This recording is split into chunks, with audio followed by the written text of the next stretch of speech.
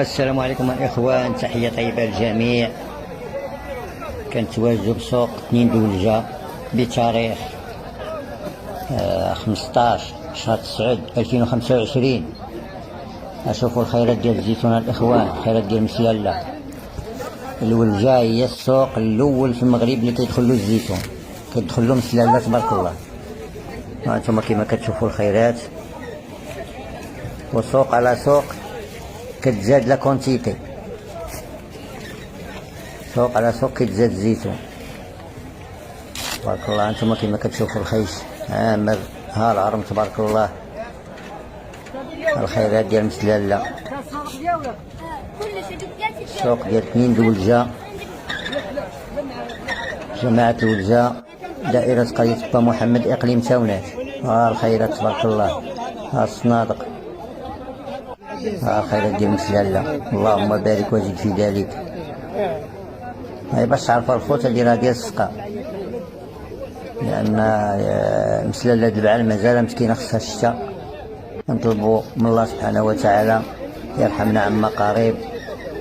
الخير الزيتون موجود هذا العام تبارك الله، ولكن خاصة شراوية. الله يرحمنا، طلبوا الله يرحمنا الإخوان، طلبوا الله يرحمنا باش يزيان الزيتون ويقوى الخير، وتكون الزيت رخيصة هذا العام. نتمنى وتكون رخيصة هذا العام حتى على 50 درهم. ها الخيرات مسلالة الإخوان، ها الخيرات، ها مسلالة تبارك الله، ها الخير تبارك الله. اللي بغى يدير مسلالة في الماء، ها البيع والشراء. والثمن الإخوان نسيت ما قلت لكمش الثمن، الثمن 5 دراهم، المهم من 4 دراهم حتى 5 دراهم و50. هذا هو الثمن ديالها الإخوان. السوق ديال 2 دولجة، اللهم بارك.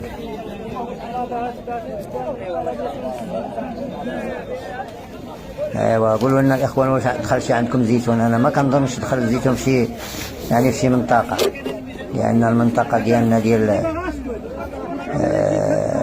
شرادة هي الاولى اللي كيوجد فيها الزيتون، هي الاولى اللي كيبدا فيها البيع والشراء ديال الزيتون. ها هما كيبداو بمسلالة، كيدوزو واحد شويه، كيبداو يقبلوا كلشي، كيبقاو يقبلوا مسلالة والذكر. ها الخير تبارك الله، خيرات الولجة تبارك الله. الكرموس كانوا هما اللي كيزودوا مدينة فاس بأكملها بالفاكهة ديال الكرموس. دابا الآن هي مسلالة وجدات كذلك.